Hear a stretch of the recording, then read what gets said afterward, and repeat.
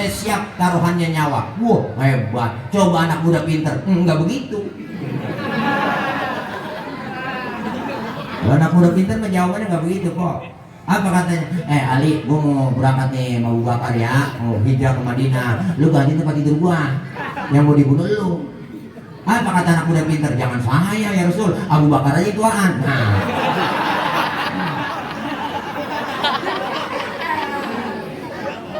Luar biasa Sayyidina Ali.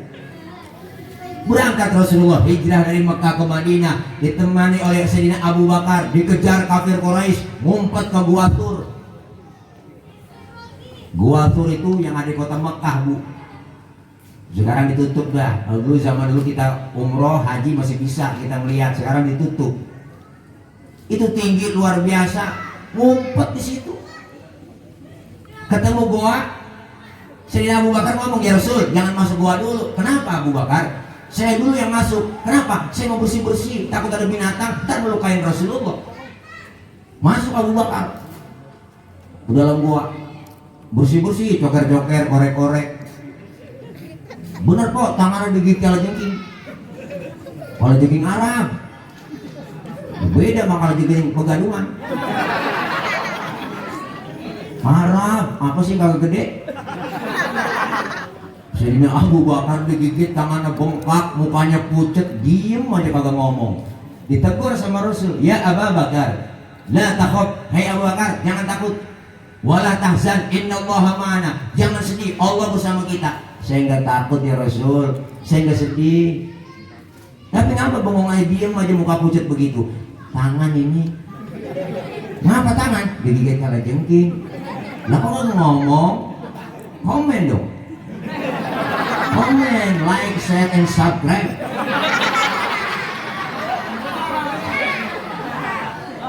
Ya Allah, ngomong. Sini, Rasulullah ambil tangan Sayyidina Abu Bakar, dibacain Bismillah, diludahin oleh Rasulullah. Detik itu juga, saat itu juga bengkaknya kempes. Kenapa? Karena ludah Nabi. Coba pakai ludah kita. Wah, kok bikinan bengkak. Infeksi. Ya Allah, luar biasa perjuangannya. Hijrahnya Nabi dari Mekah ke Madinah, satu ilmu pelajaran buat kita, bukan sekedar hijrah fisik, tapi hijrah mental, hijrah batin. Maka yang pertama kali dibangun oleh Rasulullah di Madinah, dari Mekah ke hijrah ke Madinah, yang dibangun bukan mall.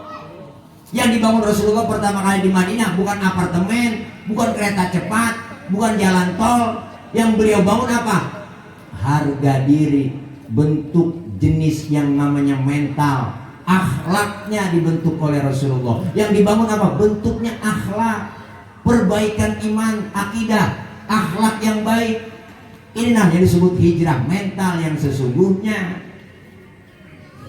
Kalau hijrah fisik udah biasa kok, kita pindah sering, mereka gusuran, digusur kalau digusur kemari, benar. Tapi kita pengen ada hijrah mental, hijrah dari hal yang tidak baik menuju ke arah yang lebih baik. Bangunan fisiknya apa yang pertama dibangun? Masjid. Luar biasa. Masjid pertama yang dibangun oleh Rasulullah di Madinah adalah Masjid Quba. Kenapa masjid yang dibangun? Karena masjid simbol demokrasi umat Islam. Di masjid tempat kita bukan ibadah doang, kita berkumpul, bermusyawarah, kita muzakarah, kita bertukar pikiran, mengatur strategi di situ. Ada semua fungsinya masjid. Maka kita butuh fungsi masjid zaman Rasulullah seperti zaman sekarang. Zamannya sekarang harus perlu ngikutin zaman Rasulullah. Masjid kita simbol demokrasi. Siapa bilang umat Islam anti Pancasila? Di masjid udah diajarin Pancasila. Ini kalau ngomong enak banget, dikit-dikit ustaz, kiai anti Pancasila. Justru yang berjuang merebut kemerdekaan ulama, pejuang kita, kiai dengan santrinya, dengan pesantrennya, dengan jamaahnya, pasukan laskar Hizbullahnya, berjuang merebut kemerdekaan. Taruhannya nyawa, bukan sekedar keringat, darah, air mata, nyawa taruhannya. Maka kita umat Islam beruntung, pejuang-pejuang kita para ulama, kiai, guru. Jangan dikatain anti Pancasila, kan PA. Umat Islam paling demokrasi lah. Ini masjid, siapapun masuk masjid copot sendal, buka sepatu, demokrasi. Nggak ada orang nomor satu di masjid. Biar kata ketua DKM banget, nggak perlu di sini greget, enggak. RT masuk masjid buka sepatu, T-nya belakangan. RW masuk masjid buka sepatu, Lurah masuk masjid copot sepatu, mana lurah? Camat masuk masjid lah buka sepatu, Gubernur masuk masjid buka sepatu, Nur. Presiden masuk masjid copot sepatu, Den. Pinter anak-anak. Nggak ada orang nomor satu dalam masjid. Demokrasi diajari melalui Islam. Kalau sudah masuk ke masjid semua, jangan usil bang. Orang mau datang dari mana kek? Jangan ngomongin soal suku di masjid. Jangan ngomongin soal warna kulit. Karena warna kulit kita yang kita punya, kita juga mesen. Jangan ngatain orang dong. Potongan muka kita begini, emang kita mesen? Nah kita agak mesen, jangan ngatain orang. Ini kadang-kadang mulut usil banget. Adanya dikata, itu orang hidungnya lucu ya. Hidung orang juga katain. Orang agak mesen. Islam udah ngajarin demokrasi. Dari suku apapun dia dilahirkan, kalau dia muslim, dia saudara kita. Benar? Islam ngajarin demokrasi. Jangan bicara soal suku. Dari suku apapun dia dilahirkan, biarin. Udah dari mana bang? Udah dari Kidul, ngadep Kulon. Di masjid. Oh, dia dari mana dia? Dia dari Wetan tuh, ngadep Kulon. Lu dari mana? Udah dari Kulon, ngadep Kulon juga lu. Semuanya sama kok di hadapan Allah. Makanya kita diajari kebersamaan, kekompakan di masjid. Jangan ribut soal suku. Betawi kagak boleh ribut sama orang Jawa. Jangan ribut. Kalau Betawi ribut sama Jawa, kontrakan kosong. Kontrak kemana bro? Siapa yang mau kontrak? Nggak boleh ribut, saling menguntungkan. Alhamdulillah. Orang Betawi nggak boleh ribut sama orang Batak. Jangan. Kalau Batak Betawi ribut, wah nambel ban ribut mau siapa kita? Lai, oke lai. Nggak boleh. Orang Betawi nggak boleh ribut, orang Sunda jangan ribut kita. Mau panci sama siapa? Kita kepengen kebersamaan di masjid semua. Ini simbol demokrasi. Umat Islam udah diajarin Pancasila lebih dulu. Kalau lu sholat berjamaah, menghadap Allah Tuhan yang sama, ya kan? Menyembah Allah Tuhan yang sama, menghadap arah kiblat yang sama. Dalam sholat bacaannya sama, gerakannya sama, pun dalam sholat pakai bahasa yang sama. Ini makna Bhinneka Tunggal Ika, beda, tapi satu tujuan. Cakep nggak Islam ngajarin? Islam udah ngajarin Pancasila. Kacau sembahyang kalau pakai bahasa masing-masing kok. Rame ukuran. Sudah takbir Gusti Allah nu ageng.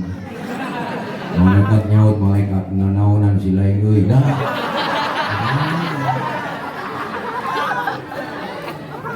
Orang Betawi kencengan lagi Tuhan yang gede banget.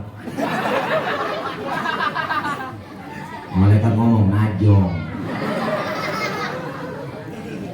Yang dari Padang kencengan lagi Allah nan gadang. Malaikat nyaut rancak benar. Kacau. Maka Islam udah ngajarin demokrasi, ngajarin Pancasila. Bahkan udah diamalin Pancasila dalam kehidupan kita, terutama orang-orang yang Ahlus Sunnah wal Jamaah kayak kita semuanya. Mana buktinya? Waktu tahlilan aja itu Pancasila kita amalin. Dalam tahlilan ada tuh amalan Pancasila, kita udah amalin Pak. Ada orang meninggal, tahlil 3 hari 7 hari, itu amalan Pancasila. Dalam tahlilan apa yang dibaca? Qul huwallahu ahad. Qul hu, katakan Tuhan itu satu. Berarti apa? Ketuhanan yang Maha Esa. Cakep orang kita mah. Yang kedua, kemanusiaan yang adil dan beradab. Dalam tahlilan manusianya semua adil dan beradab. Adil duduknya, beradab, salaman baru nyampe. Lu nyampe bang, ya salaman, duduk sono, rapi, duduk kamar bersila. Kemanusiaan yang adil dan beradab. Yang ketiga, persatuan Indonesia, bersatu semua kompak. Muda tua kumpul bareng jadi satu, tahlilan. Yang keempat, kerakyatan yang dipimpin oleh hikmat dalam kebijaksanaan, permusyawaratan, perwakilan. Tuh, kerakyatan yang dipimpin, tahlilan ada yang mimpin. Maka ada yang mimpin. Ada pimpinan tahlil. Mimpin juga ke sembarangan. Melalui apa? Permusyawaratan dan perwakilan. Diwakilin, musyawarah. Bang, lu baca tahlil ya Ustaz, ntar ada doa. Kan begitu. Musyawarah dulu. Udah dipraktekin amalan Pancasila dalam tahlil. Yang kelima, keadilan sosial bagi seluruh rakyat Indonesia. Semuanya adil kok. Dapat BCK sama? Adil. Semua sama, isinya nasi ya nasi, isinya ayam ya ayam, opor semua sama. Cuman keadilan yang namanya adil, enggak semuanya rata, enggak semuanya sama. Adil, adil itu apa? Adil itu enggak semuanya sama. Kita punya anak kelas 1 SD sama anak kelas 1 SMP kan beda. Mau ngasih duitnya SD 5.000, yang kelas 1 SMP 10.000. Itu namanya adil. Keperluan lebih banyak. Dalam tahlil juga begitu. Keadilan sosial bagi seluruh rakyat Indonesia. Makanya Ustadz biasanya 2-3. Beda sama jamaah. Begitu kira-kira guru. Wow, orang mimpin. Makanya lu kalau tahlilan duduk dekat Ustaz, enak. Depan makanan banyak, buah-buahan. Tuh, pengen anggur, colek aja Ustaz. Tuh, anggur tepok. Geser ke samping. Nih, Islam udah ngajarin Pancasila bang, nggak nemu dah. Sebelum adanya Pancasila, Islam udah ngajarin dulu makna dari Pancasila. Makanya kita pengen kompak bersatu. Ini lagi rame nih, umat Islam jangan mau diobok-obok. Maka kita pengen hijrah dari hal yang tidak baik menuju ke arah yang lebih baik. Muharram, tahun baru, momentum buat kita. Apa yang mesti kita lakukan ngisi tahun baru ini? Pertama, bertasyakur. Yang kedua, bertafakur. Pertama, kita bersyukur dikasih nikmat kesempatan oleh Allah. Alhamdulillah ketemu bulan baru, tahun baru, masih dipanjangin umur oleh Allah.